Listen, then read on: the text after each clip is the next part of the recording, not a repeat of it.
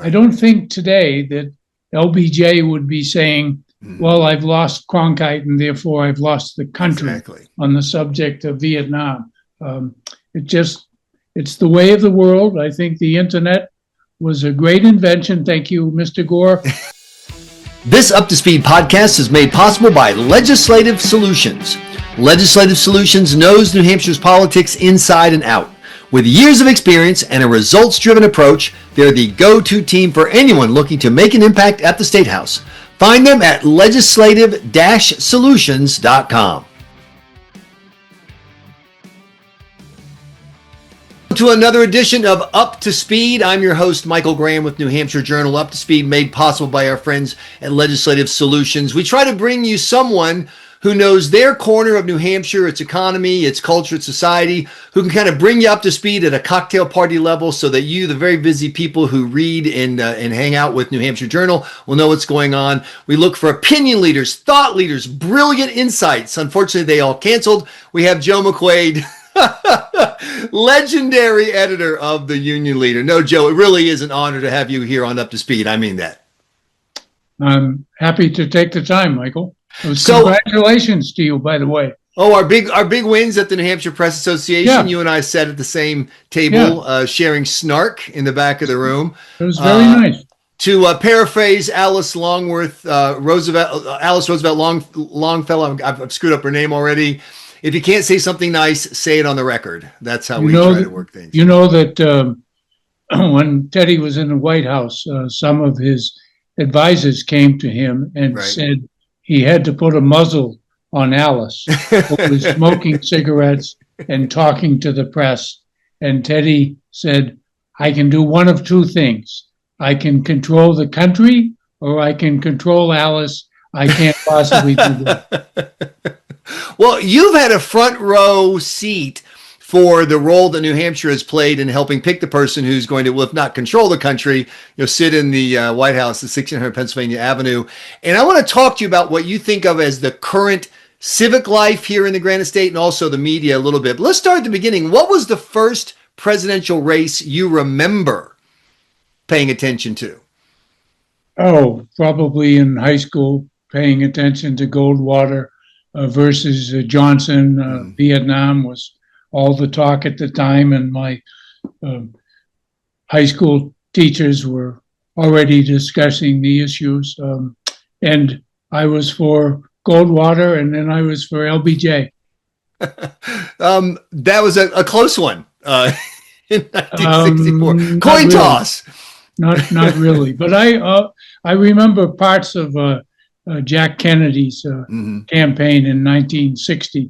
He famously came to Manchester, at a big rally in a park on Amherst Street, and he said, and I'm paraphrasing, if there's a worse newspaper and a worse publisher in these United States than the Union Leader and William Loeb, I can't think of them right now.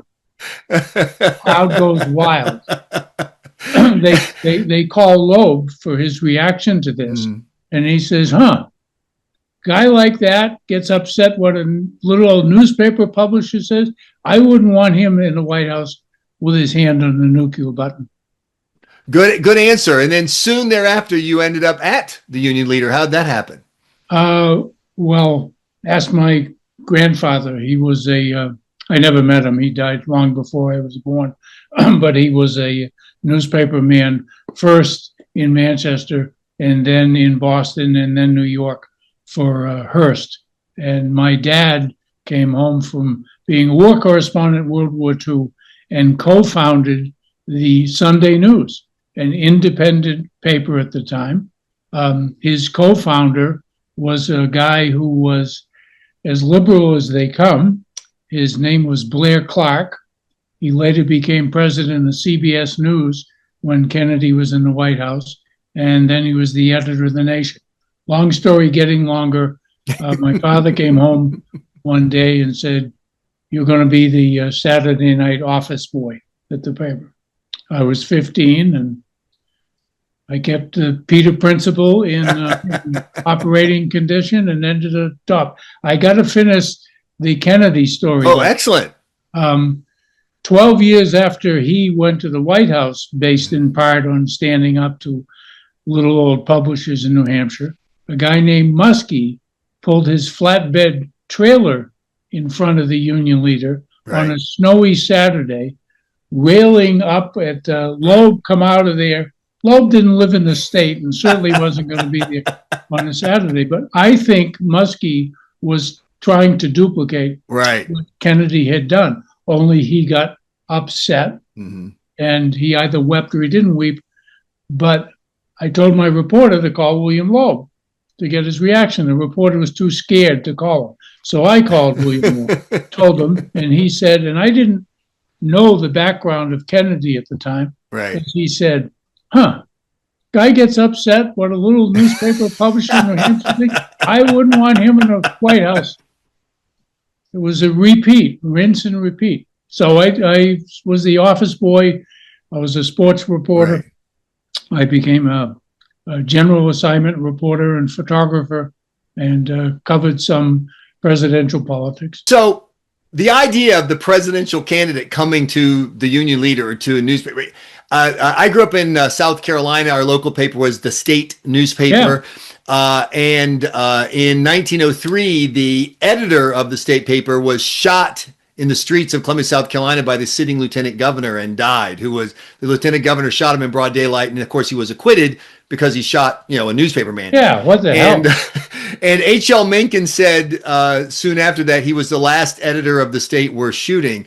And I just wonder, is there a media outlet in the current climate that is still worth going out and protesting against? And I don't mean just in New Hampshire. I mean across the country. For example, Trump has fake news. And so I've been at the events here in New Hampshire covering it for NHJournal, and I get yelled at. We all get yelled at. Fake news, fake news. Maybe a few calls of CNN, but mostly it's just journalism as a whole. I wonder, in this era of diverse media content, this era where people are getting their news off of TikTok as much as they are off of CBS, is there a media institution left that would be worth having a president show up and shaking his fist at the way they did? Well, I hope so, because all those places you mentioned, I think the news that they get, for the most part, is originally generated in the more traditional establishments, albeit they don't have the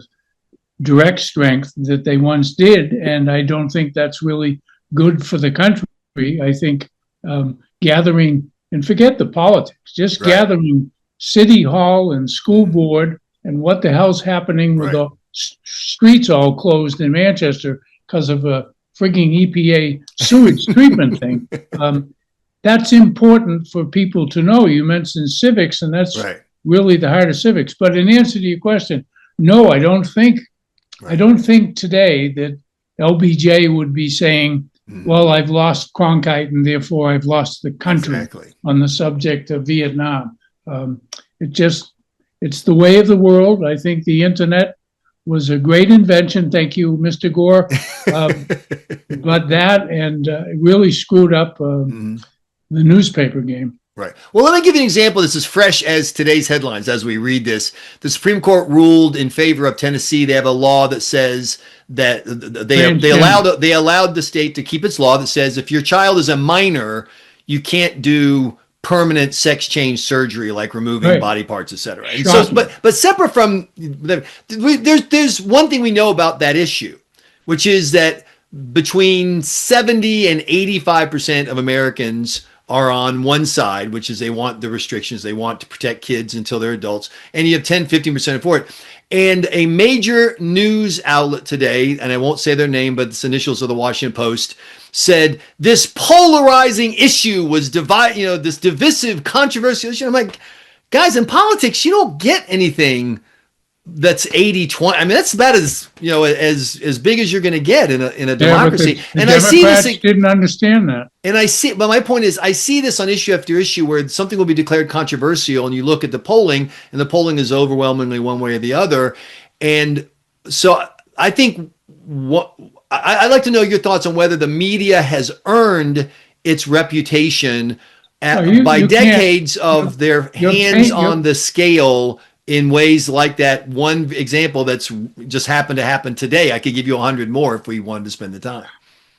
Well, I don't paint all the media with the broad brush of pushing that stuff. But yeah, they at the Post and the Times and other liberal media are trying to gin up this controversy, because if it's controversial, then something must be done about it. And there were two sides to it. Mm-hmm. The Democrats did not understand that frigging basic issue when they ran Kamala for president, and Trump, all he had to do was run that commercial over and over where Harris in California, right. Oh yeah, we're going to pay for the sex change operations. It's too bad. The big decision today, Michael, was not the U.S. Supreme Court, but the New Hampshire Supreme Court. Okay. NHIAA, New Hampshire Interscholastic Athletic Association. And you're thinking, because I'm saying this, and I thought it when I saw the headline, that, oh God, they've done something on the trans issue, right? which is also hot in New Hampshire. No, right. They made the great decision that a kid who wanted to play lacrosse for more semesters than right. the rules allow could not go to court to have the case heard. The court said, in effect, it's not our game. Right. Talk to the NHIAA. That is nice. That is nice. That is good. But I want to go back, because I think you've touched on something. You talked about your path into journalism. I've already done an H.L. Mencken plug, so why not do another one, because I'm a huge fan. If you look at my bookshelf back there. Yep. He thought the idea of college for journalists was ridiculous. He said being a journalist is basically a skill. It's not a academic pursuit. You learn how to ask who, what, when, where, why. You ask tough questions. You follow it down.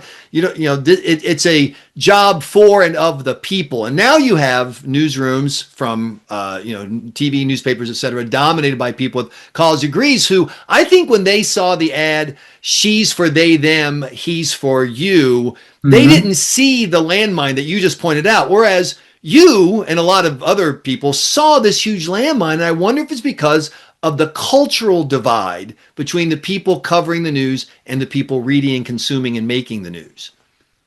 College education is bad. I like it. I wasn't going to put it that way. I have a book to the back of me by a guy who my dad worked for at the Portland Evening Express in Maine, and he became the first U.S. senator from Alaska. His name was Ernest Greening. Okay. He was a medical doctor. And in his autobiography, he doesn't think much of journalists. He thinks of newspaper reporters. When I was a kid, my dad told me more than once, a journalist is a dead newspaper reporter. Somebody educated beyond his means or something. Mm-hmm. Yeah, there were two classes, and I think the union leader, when it was in its glory days, spoke the people's language and spoke to a great deal of them. And Loeb, for all his faults, and he had many, knew that voice and used it in his editorials. And he talked to the working man, working woman, and got results. So across the state, we have business owners, small and large, who are trying to figure out ways to use the media to get out messages they think are important. I don't mean ads or whatever, but I mean like maybe there's an issue they care about. Maybe they're concerned about energy policy because they've got to power up the factory. Maybe they're concerned about housing because they need workers and a place for workers to live. And they're trying to figure out what can the media do for them today. As you mentioned, it's a smaller industry. There are fewer people. Just the who, what, when, where, why is harder to get out. What would you say to a room full of business owners who are asking you, what's the current shape of media, news, journalism in New Hampshire, and what's the smart way to approach them?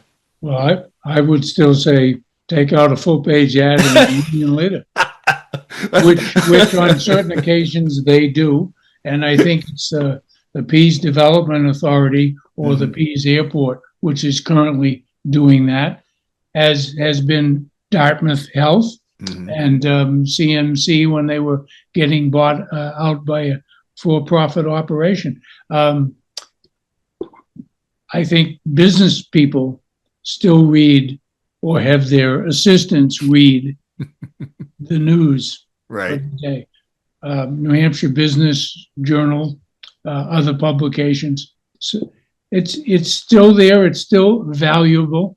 I think, again, to toot the horn of the union leader, and this was a college president who told me this a year or two ago, that he could not function without reading Kevin Landrigan's State House Dome column. Right. I hate it. I hate the Dome column because Landrigan works 48 hours a day. Right. He can't write all the stories in front of him. That's right. So he saves little nuggets, which should be stories by themselves, and he crams it all in the weekend paper. But there's still a place for newspapers, but unfortunately, and you mentioned college educated. Well, all the business owners are college educated. That's right. And they do not read as much as they used to. So it's a tough sell. So you were talking about your path into the union leader and that you didn't start in the newsroom, but you obviously eventually made it there. What was the first story you remember covering that you were really excited to cover? You're like, yeah, this is great. I love this. It probably wasn't a story that I covered so much as had covered. I was the editor of the Sunday paper at the ripe old age of 22. Wow. Because my dad had lost a leg to diabetes and wasn't getting around as much, so he wasn't going in to the office. I was working as a reporter, and I would bring the Sunday news home at the end of the shift and give it to my father. And he actually swore, hard to believe, up one side, down the other. And I finally said to him, hey, don't blame me. I'm not the effing editor. And I thought I heard him say as I left his room, well, I can fix that too. Uh-oh. And the next week, I went in to sit at my reporter's desk. Right. One of the editors said, no, your father wants you over there. So I was the Sunday editor. And one of the best early stories, it was a birthday gift to me from my friend John Harrigan, who covered an anti-Vietnam war rally on Hanover Street, in which a couple of people smashed windows. Wow. Oh, it was a big deal. And John was a great photographer too. And there was a guy I'll never forget. He was actually from Germany and was a socialist who was over here promoting anti-war efforts. And he got caught. And his picture was in our paper on the front page. That's the best story that I didn't cover. I got to go to Washington to interview Reagan at the White House. The Boston Globe, hate to say four-letter words on your air, they were pushing a new New Hampshire section. Right. And I wanted to get a good story. So a friend of mine and I went down to see Reagan. And we're waiting for him. He's in the Oval Office. Michael, you may not have heard this story. I asked his press secretary, Marlon Fitzwater, who's got ties with Franklin Pierce College in New Hampshire, if he knew the story of a movie with Spencer Tracy in it from 1948, in which Tracy is a candidate for president, and his wife, Katharine Hepburn, is going to leave him because he's sold out to the bad guys, right, to Wall Street, etc. And he's having a live TV broadcast in his living room. And he goes off script, starts speaking from the heart, and then the nasty campaign manager, Adolphe Manjou, goes like this to the cameraman. And Tracy sees it, and he says, don't cut my mic. I'm paying for this. And I said, do you know that story? Marlon said, yes. And I said, does your boss know it? Yeah. Because Reagan... Exactly. I paid for this mic. Yeah. And I said, has anybody ever asked Reagan? And he said, no, kid. And if I were you, I wouldn't. And I didn't have the balls to ask him. Well, who cares? As you just showed, repurposing a great line. Why? What's wrong with repurposing a great line? Nothing whatsoever. I was one of the three questioners of Reagan and Bush at that famous Saturday night thing. And that's what won the primary for Reagan, because the talk was, he's an old guy. Right. Can you imagine him versus Biden today? So is that the single biggest political news story in the history of New Hampshire as far as locally grown politics? Is that it? That debate?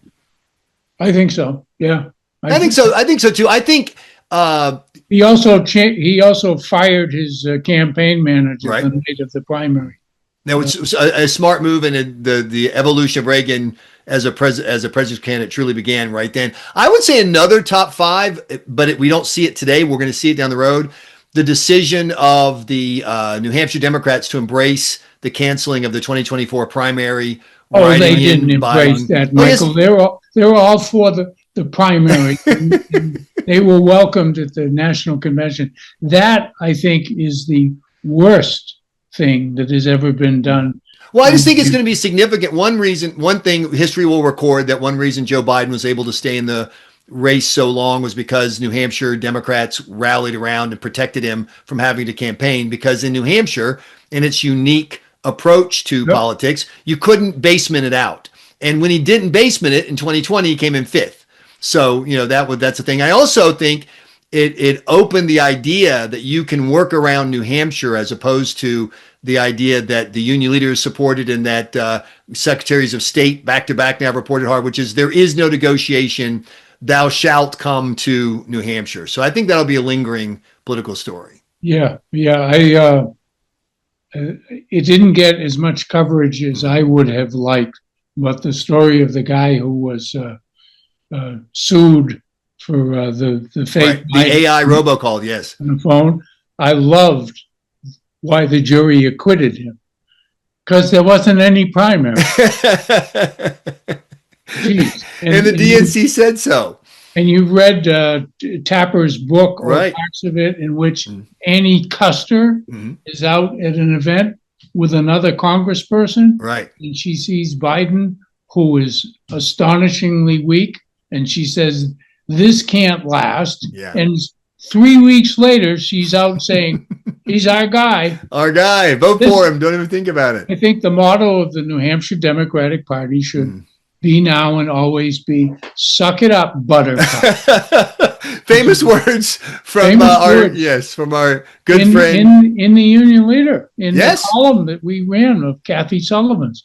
Just absurd. She, Shaheen, the whole bunch of them. So you're right. But I like nice news, so I put Reagan on top. That's a great story. Looking ahead, and one of the things that I think is not covered enough in New Hampshire about the First of the Nation primary is the engine it is for the economy. I talked to some people in the food, beverage business, the hospitality industry, and they're telling me they will make their nut for the year in the last 2 months of the year before and the month of that 3 month quarter. They'll make it for the year because there's so much economic activity thrown off by it. For people in the business community who are wondering how safe the First Nation primary is going to be going forward, how those hotels and restaurants should plan ahead, what kind of shape do you think the First Nation primary is in? Tough question. I'm not a seer like that, but you forgot to mention the house that Steve Forbes built. What's that? Channel 9, MUR, the money that is spent on political commercials. If they didn't have the primary, right, they wouldn't be the darling of the Hearst mantle. It's a crapshoot, but I think because it's going to be open unless Trump does go for the third term. If it's going to be open on both sides, so I think they're both going to be up here, and they're going to say nice things about the primary.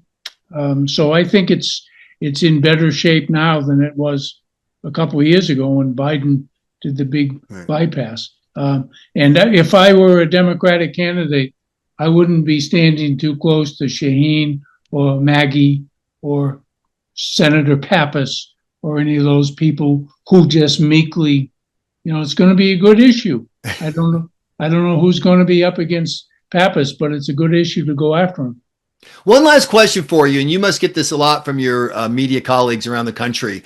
What should people covering New Hampshire voters, and what should candidates trying to appeal to New Hampshire voters from out of state know about the people of the Granite State? That they take their primary seriously, that we have a great percentage of people who go out in it, and they really like to kick the tires and talk to people. And the candidates, Annie Custer actually said something halfway intelligent last week. She was at Politics and Eggs with Charlie Cook and my friend Peter King from Long Island. And she didn't name the candidate, but one Democratic presidential candidate came up here and was giving prepared remarks. And somebody asked about high school, and the candidate said, well, my kid's doing pretty well at this prep school. Right. It's the wrong attitude. The working man doesn't care about your preppy kid. Right. So you got to go out there and shake hands.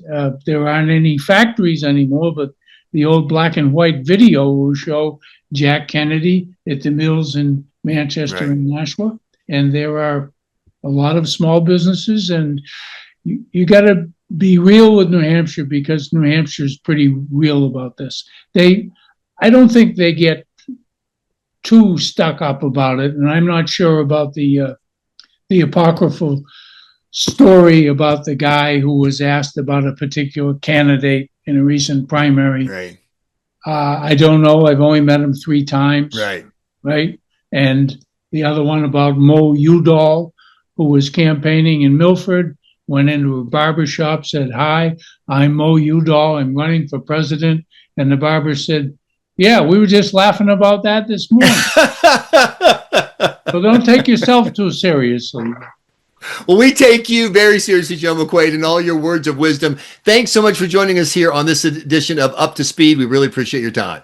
Pleasure to do it, Michael. I'm glad you're in the game in New Hampshire. We need tough reporting. This Up to Speed podcast is made possible by Legislative Solutions. Legislative Solutions knows New Hampshire's politics inside and out. With years of experience and a results-driven approach, they're the go-to team for anyone looking to make an impact at the State House. Find them at legislative-solutions.com.